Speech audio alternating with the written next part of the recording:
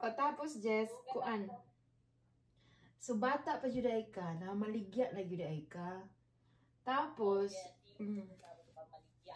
tas maraming ano Jess ba kanang parehas nato nga maraming mga tao na lumaki na parehas natin ba na kung walang kahig, walang tuka. So kanang wala jud ba nang pobre kanang poorest of the poor gani. Kaya ana man to kung ana to kung professor sa una basta 30,000 daw ang income bracket sa isa ka pamilya nga nay isa ka anak o duha ka anak, poor na daw to.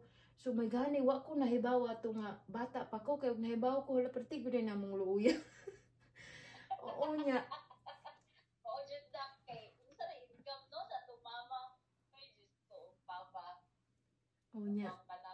Dili tanan parehas Jess nga nagdako na to nga na parehas na to karon ba nga murag dili gud siya parehas ka dili pa jud siya kanang daghan ba pero naay nakita ba nga mo atong ipanginabuhian mo atong ipangikuhaan og source of income kanang unsa kanang giunsa nimo like grabe ang sipag na imong gihatag jud ba imong gi-provide sa imong pamilya ana tapos naka patindog ka sa imong dream house, imong balay nga sarili nimong income ana god. Kanang grabe ba kay maka-proud kayo kanang bisag ka na magtanaw ganimo sa imong post sa kuyawan ni Giselle no kanang grabe.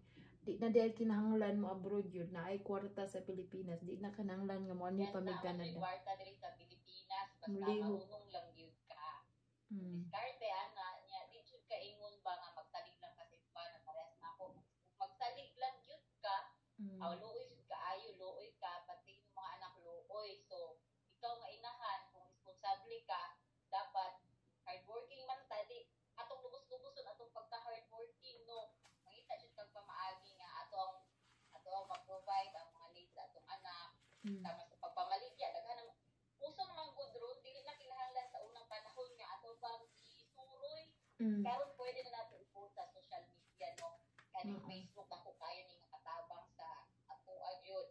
Kung ato alam jud kung i-work out no. Nya ang negosyo man gud dapat dili dayon na sili nga muhalang kinahanglan jud ka nga manikamot pud no. Nga dili pud ka magpalabig district sa Way mo palit nato. Yes, ana nya. Pagkahuman ang ako lang jud is kanang biskang unsa lang gyud. Biskang unsa lang gyud akong ginahimo kanang mga negosyo nga ginagmay, kanang pag-ihaw og karne, may good online selling sa una dili pa uso ng Shopee. Di pa jud. Pa. Ikaw Shopee. Oh yes. Murag kami pa Shopee ato ba dili. So ang mga baligya dito sa Victoria, kami mo angkat dito na amis tuhulan dito nga tao. Tapos markup sa ko diri ani abot ana good.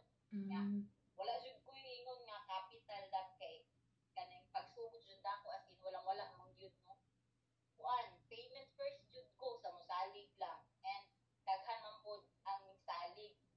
Moto siya nga hangtod nga nakatibong ko, ga-offer na ko og kanang POD. Tapos dili ko ingon nga maluho bitaw, ginauna lang jud nako ang kanang mga needs namo. Hangtod nga maka-save ko, then kanang mga savings nako na ako ang sa another business na po, like ihaw-ihaw, ana. Ihaw ko karni sa una, baboy. Grabe gani kayo. So that was the result of your hard work kanang tanan ba sa online selling, bag, shoes, clothes, party needs. Kay ukay. Basta mabaligya ang marites nga Selena no mahalin. Oh yes, oh. Grabe no. Pwede pa lang. Maka-proud kayo. Pwede pa nang jud ang gabi himuon akong adlaw. Pwede kaayo.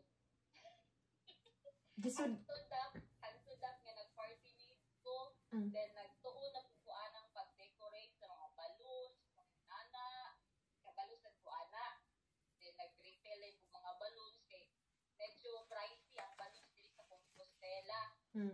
Moto nga nagkuan ko, nag-put up ko business para sa party needs. Then ako na po yung mga nag-decorate, ako yung maghimo sila mga hantod, padulong po sa mga flower bouquet, money bouquet, mga nana. Oh, kita jud ko ato. Kita ko ato eh. Promise, kita ko ato. And congratulations. Tama magyud ka dag matun-an man jud ang Tanang butang. kung imong kaugalingon willing lang jud pud mutuon. Oh. Kinahanglan jud ang willingness no ang kanang gustohon yun nimo nga makatuon ka ba nga para unsaon nimo pagpamaagi makita og kwarta. So giunsa nimo pag-abot sa loan consultant? Giunsa nimo pag Ani ni siya laktod? naabot ko ani nga Teka lang.